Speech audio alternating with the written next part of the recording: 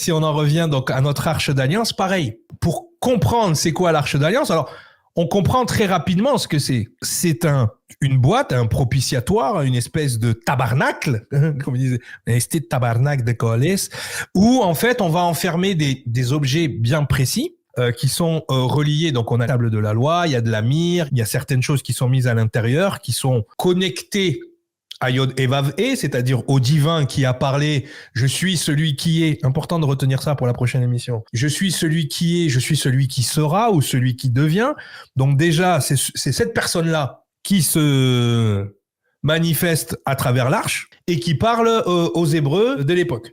Ce qui est important de savoir, c'est l'événement, pourquoi, à un moment donné, et comment ça se passe en fait.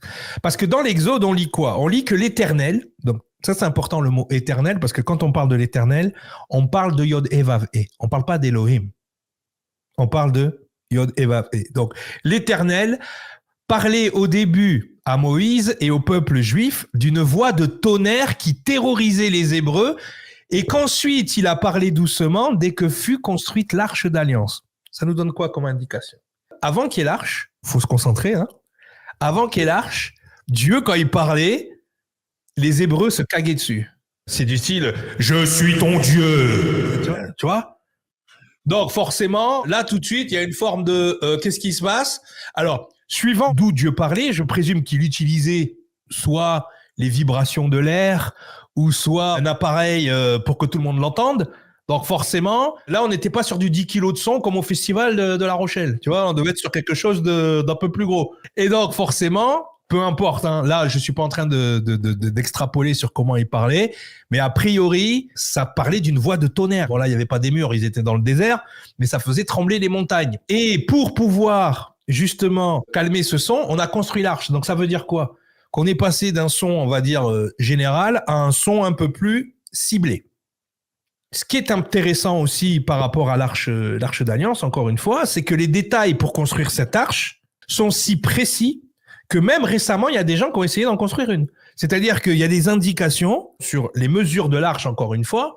Donc, n'essayez pas de faire comme la dernière fois, de prendre les mesures de l'arche et voir si ça se rapproche de l'être. Là, ça n'a rien à voir. Les précisions sont tellement qu'il y a des étudiants juifs américains qui ont essayé de la reconstruire. C'est en 1953, donc 2 étudiants juifs américains, intrigués à l'extrême par des détails techniques dont regorgent les chapitres de la Bible relatant la vie de Moïse, ont décidé de construire une arche d'alliance en suivant rigoureusement les instructions qui avaient été données à ce dernier sur le mont Sinaï. Lorsqu'ils l'eurent terminé, et là encore il faut bien se concentrer, stupéfaction, ils ne pouvaient pas la toucher.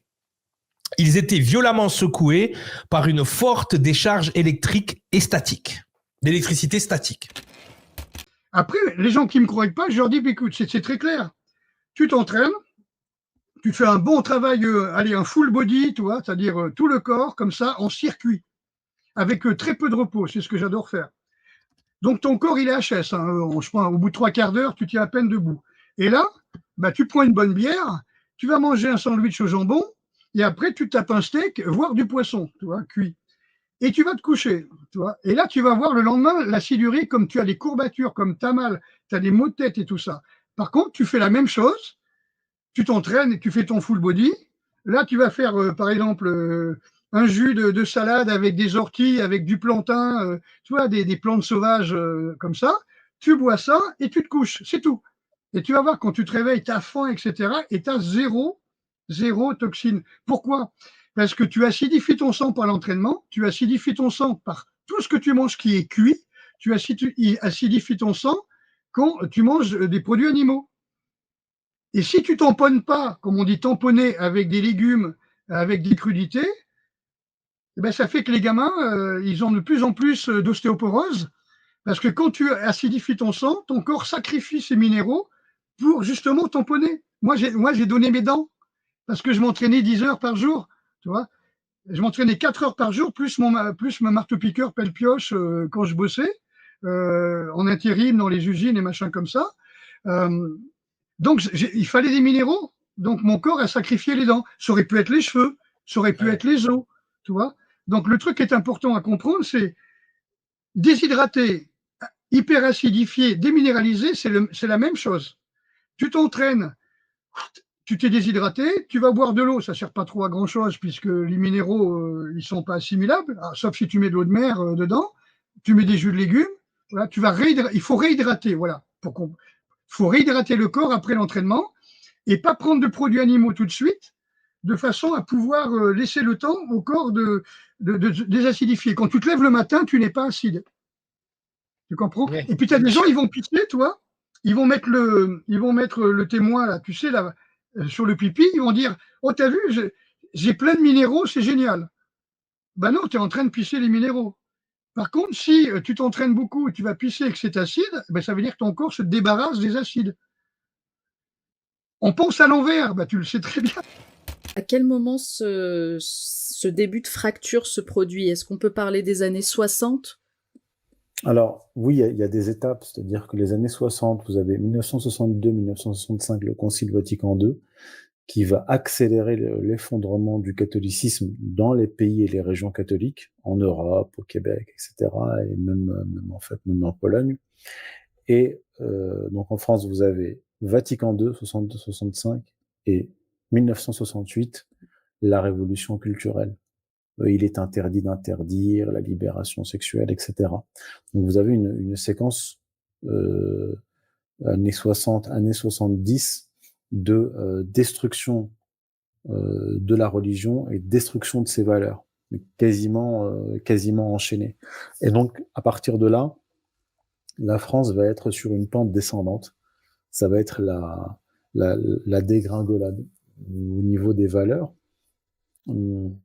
Ces valeurs-là, traditionnelles, et même les valeurs d'égalité, puisque le catholicisme, religion égalitaire, universelle et égalitaire, va contenir les forces inégalitaires françaises en France. Et vous allez avoir élection de Mitterrand en 81, 1983, le tournant de la rigueur, la libéralisation de l'économie, donc en fait la financiarisation de l'économie et le début du processus de la chute du niveau de vie et des inégalités qui vont s'exacerber de plus en plus. Donc en fait l'effondrement du catholicisme va avoir des conséquences énormes sur la société française, catastrophiques. Quand on dit que la laïcité garantit la liberté de conscience, qu'est-ce que ça signifie? Ce sont des mots, ce sont des slogans, puisque je l'ai dit, la laïcité, c'est la religion de la République française, et l'objectif de cette République anticatholique, ça a été de détruire le catholicisme. Or, la liberté de culte dans une société où vous menez une guerre explicite puis implicite contre le catholicisme, en fait, c'est un slogan qui est contraire à la réalité. Puis va venir se greffer là-dessus la question de l'islam, c'est-à-dire que cette république anticatholique va provoquer l'immigration de masse, donc l'immigration de travail, puis l'immigration de peuplement, et il se trouve que contrairement à ce qu'avaient voulu, ce que croyaient les républicains, les musulmans arrivés en France ne vont pas suivre le même processus que les catholiques, c'est-à-dire l'effondrement de leur religion, même si c'est le cas en réalité dans de nombreux cas. Imaginez-vous la pression qu'il y a sur les épaules des agriculteurs, plus sur les hommes souvent que sur les femmes. Les femmes passent mieux le cap que les hommes. L'homme, il peut être tenté de se donner la mort parce que il pense que le problème c'est lui. Et il va dire, je vais entraîner mes parents à verser 50 000 euros parce que je me mets en dépôt de bilan. Imaginez le regard de la famille aussi, des frères et sœurs qui sont partis travailler en ville. Les frères et sœurs, certains ne comprennent pas. Ils disent, mais attends, mais qu'est-ce que t'as fait? T'as déposé le bilan, nos parents, ils ont monté une exploitation, ils n'étaient pas riches, les parents, mais ils ont quand même réussi toujours à payer leurs dettes et élever la famille. Et toi, tu déposes le bilan. Donc 50 000 euros, alors c'est 50 000, mais des fois c'est plus que ça. Donc les frères et sœurs, souvent, se fâchent avec l'exploitant. Ils se fâchent avec le frère. Ils disent, bah dis donc, t'as mangé 50 000 euros de capital aux parents, c'est pas du boulot, nous on va les déduire de la succession, etc., etc. Avec l'engrenage de la non-rentabilité, Il arrive même à nous faire fâcher avec nos parents et nos familles parce qu'il n'y a pas de rentabilité. C'est tout. Donc non seulement tu perds, oui, parce qu'il n'y a pas de rentabilité, et parce qu'il n'y a pas la même rentabilité qu'il y a 30 ou 40 ou 50 ans dans le monde agricole. C'est ça qui est fascinant. Parce que Bien là, ce qui est intéressant là-dessus, c'est que non seulement la personne est face à ses propres problèmes, et en plus à la pression de l'extérieur, pression familiale, pression sociale. C'est ça que vous nous dites. Oui, parce que si on prend des exemples, on prend par exemple le groupe LDC dans la Sarthe, il est réel que, alors c'est les marques Maître Coq, Poulet de Loé et tout ça, il est réel et c'est vrai que quand ce groupe-là a monté les poulaillers dans les années 60-70, avec un bâtiment, les gens ont réussi à élever une famille avec ça. Il y a des poulaillers qui ont été payés en 7 ans. 5 à 7 ans, l'agriculteur, donc, alors, dire qu'il était riche, non. Mais il avait quand même une rentabilité qui a permis d'élever sa famille. Maintenant, c'est plus un poulailler qu'il faut. En semi-plein air, en faut 7 ou 8 pour dégager un SMIG. Bah, on va pas monter 7 poulaillers pour dégager un SMIG. Mais ça a aucun sens. Le montant d'investissement engagé, 7 bâtiments, pour espérer tirer un SMIG, vaut mieux porter les journaux la nuit pour la poste. Hein. Ça rapportera plus que d'investir dans 7 bâtiments. Il faut être complètement malade pour faire des trucs comme ça. Donc, on a perdu la rentabilité, l'endettement est supérieur, donc ça pousse les agriculteurs au suicide. C'est tout. Moi, ce que je dis aux gens, c'est d'abord, essayez vous-même de gagner de l'argent. Occupez-vous de vos mômes, de vos conjointes, compagnons, etc. Et accomplissez-vous individuellement. N'attendez surtout pas le grand soir sans rien faire à côté. N'attendez pas le grand soir. Vous pourrez peut-être parfois attendre une vie sans qu'il arrive.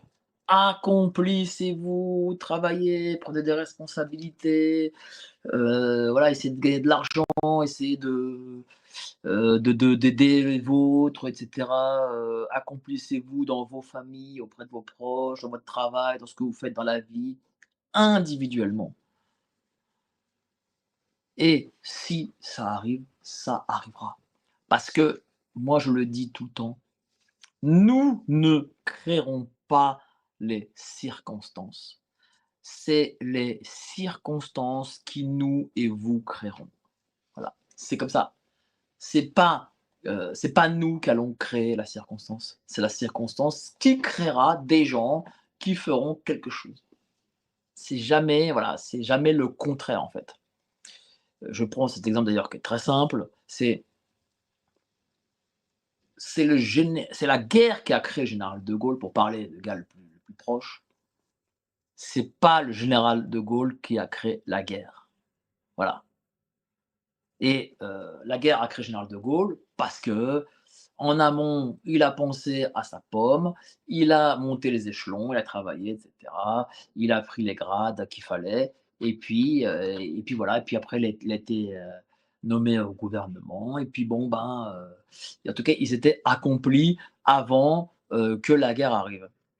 Parce que le problème, c'est que la guerre peut ne jamais arriver. La guerre peut ne jamais arriver. Et si vous-même, vous ne pensez qu'au grand soir, sans rien faire à côté, eh ben, vous aurez tout perdu. Vous n'aurez pas réussi à gagner de l'argent, vous n'aurez peut-être pas fondé de famille, vous n'aurez rien fait. Et donc, du coup, vous l'aurez dans le baba.